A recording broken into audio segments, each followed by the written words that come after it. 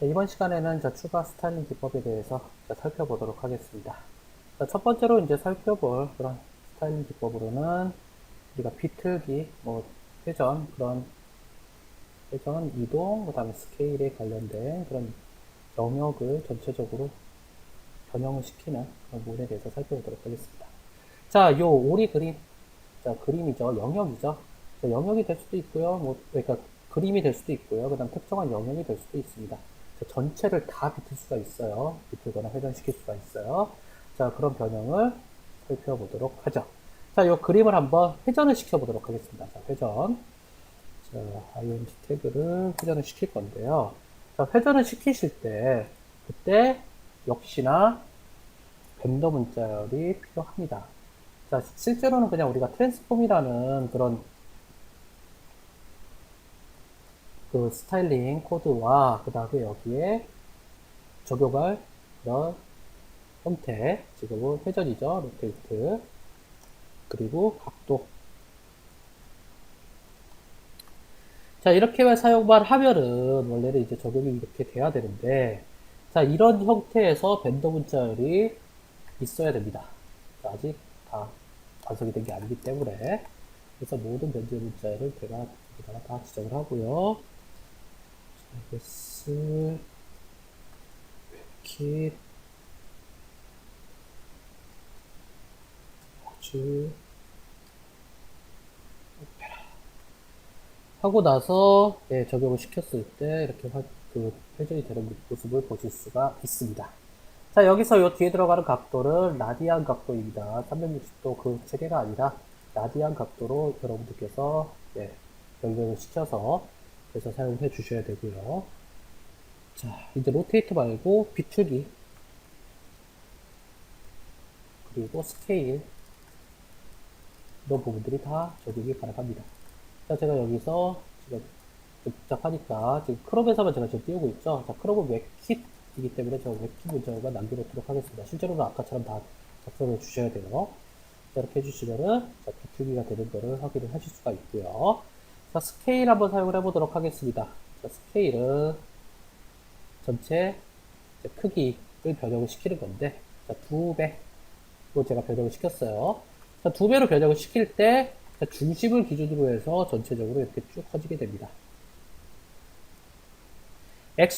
X축과 Y축을 따로따로 여러분께서 하고 싶으시면 2개를 적어주시면 되겠습니다.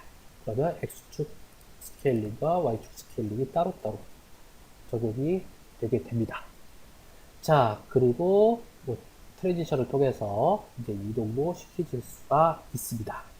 자, 이게 바로 이제 영역에 대한 변형이 되겠습니다. 자, 지금은 이렇게 그림에다가 적용시켰습니다만 특정한 영역에다가 적용시켜도 돼요. 즉, 사이트의 한 부분을 전체적으로 다 이동이라든지 회전, 스케일링, 비틀기 이런 것들이 다 적용이 가능하게 되겠습니다. 자, 그리고 이제 요거를 이제 팁으로 우리가 하나 살펴보고 가겠는데요. 자, 영역의 크기를 인식하는 방법을 변경하는 그런 경우가 있습니다. 자, 이게 무슨 뜻이냐? 자, 제가 P1에다가 자, 위드스를 제가 100픽셀로 잡고요. 그리고 패딩 값을 제가 위아래는 0픽셀, 그리고 양옆으로 10픽셀을 잡았어요. 그러면 실제 내용이 들어가는 부분은 100픽셀이죠. 그렇기 때문에 얘가 차지하는 그런 영역 크기는 120픽셀이 됩니다. 왼쪽에 10픽셀 여백, 오른쪽에 10픽셀 여백까지 해서 즉 내용이 들어가는 영역은 100픽셀입니다만 양옆, 여백까지 해서 실제 차지하는 공간은 120픽셀이 됩니다. 근데 가끔씩 요 안에 들어가는 그런 패딩이라든지 이런 영역 차지하는 그런 거는 다 무시를 하고 전체적으로 딱 100픽셀로 맞추고 싶은 경우가 있어요. 그때는 보통 얘네들을 계산을 해서 이렇게 80픽셀 이렇게 잡아주는 경우도 있지만 이걸 완벽하게 요 위드스 값으로만 인식을 시키는 경우가 있습니다. 차지하는 그런 방법, 그 픽셀을 변경을 시키는 거예요. 자, 책에 나와 있는 그런 코드를 그대로 복사를 해서 붙여 넣으시면은 그럼 이 경우에는 자, 아예 전체 차지하는 영역 크기가 100픽셀로 바뀝니다. 그러면 안쪽에 픽셀씩 여백이 잡히니까 실제 내용 들어가는 거는 80픽셀이 되겠죠.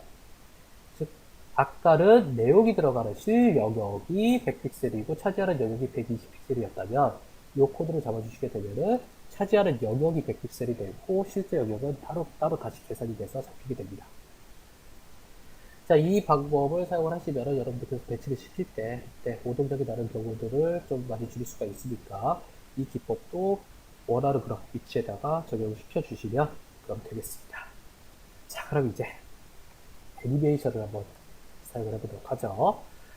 자, 이 CSS3에서는 이제 애니메이션이 추가가 됐어요. 자, 애니메이션을 지금 처리하는 방법들이 몇 가지가 있는데, 자, HTML5에서는 여기서 하나씩 짚어 넘어가는데, 자, 캔버스 우리가 한번 살펴봤었죠. SVG 살펴봤었죠. 즉, 캔버스와 SVG에서 애니메이션 처리하는 방법이 하나가 있습니다.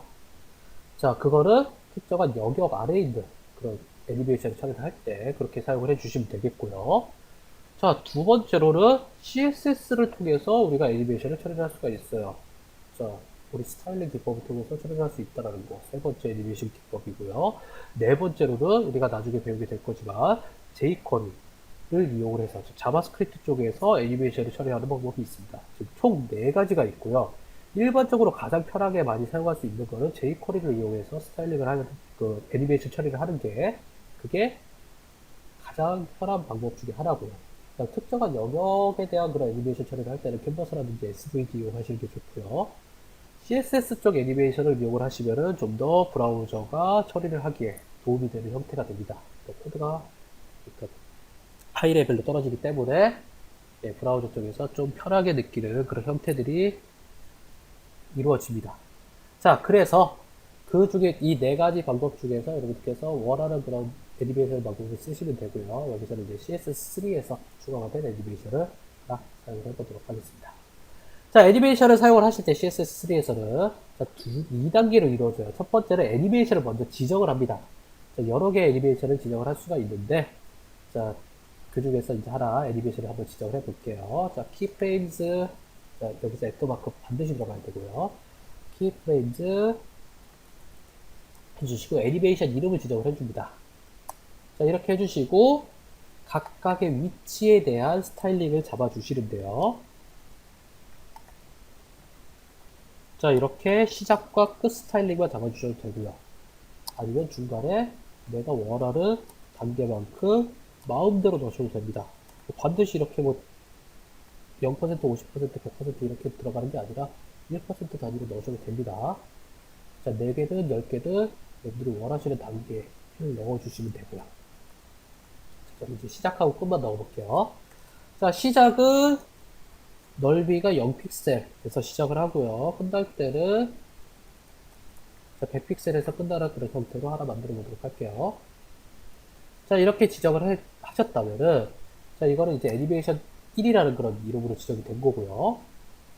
실제 적용을 하실 때는 이제 그 어디다가 적용을 하실지, 뭐 여러 군데다가 다 적용을 하셔도 돼요. 나는, 그러니까 그 P1 영역에도 지정을 하셔도 되고, 그 다음에 또 img 태그에다가도 지정을 하셔도 되고, 여러 군데 내가 원하고 싶은 곳에다가, 자, img 태그에다가 적용을 해보죠.